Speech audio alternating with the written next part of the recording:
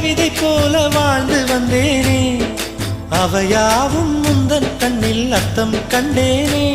இந்த அருகம் புல்லின் மேல் மணித்துளியாய் நின்றாயே, எந்த பருவத் தோள்களில் பச்சை கிளியாய் வாழ்ந்தாயே.